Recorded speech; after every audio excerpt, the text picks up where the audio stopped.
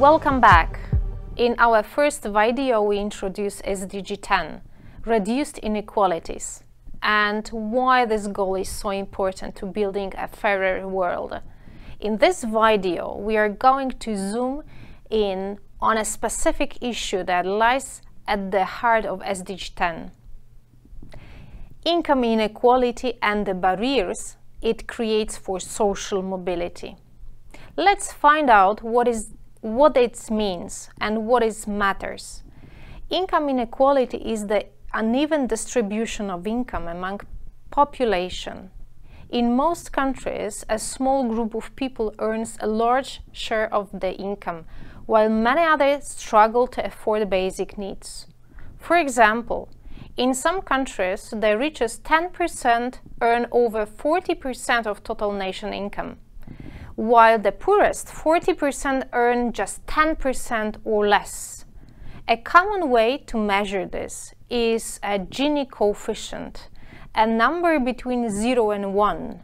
0 means perfect equality and 1 means complete inequality. Most countries fall somewhere in between, but inequality is rising in many of them. So why is income inequality such a problem? Because money isn't just money. It shapes your chances in life. People with lower incomes often have worse access to quality education, poorer healthcare, more insecure jobs, fewer chances to move up in a society. That leads us to the idea of social mobility, the ability of a person to improve their economic status, often from one generation to the next. When inequality is high, social mobility tends to be low.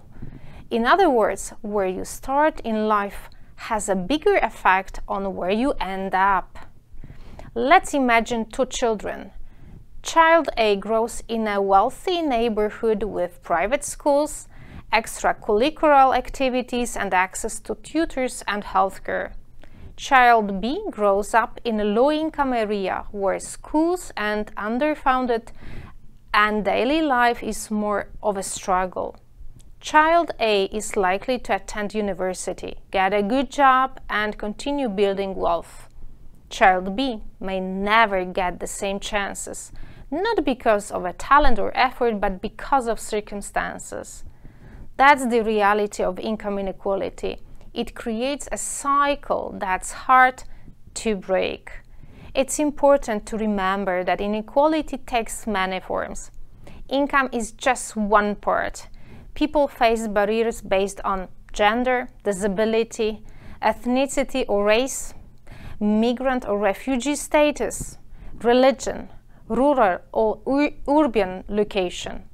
These forms of discrimination multiply the effects of the inequality, make it even harder for some groups to succeed, no matter how hard they work. The good news is that inequality can be reduced, that the right policies and social efforts. Governments can invest in education and healthcare for all, create fairer tax systems, strengthen social protection like unemployment benefits or pensions, fight discrimination and remove barriers to opportunity. These actions support the goal SDG 10 and help build a more inclusive society.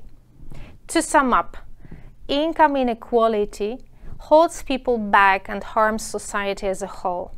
It limits people's futures and depends on social divides.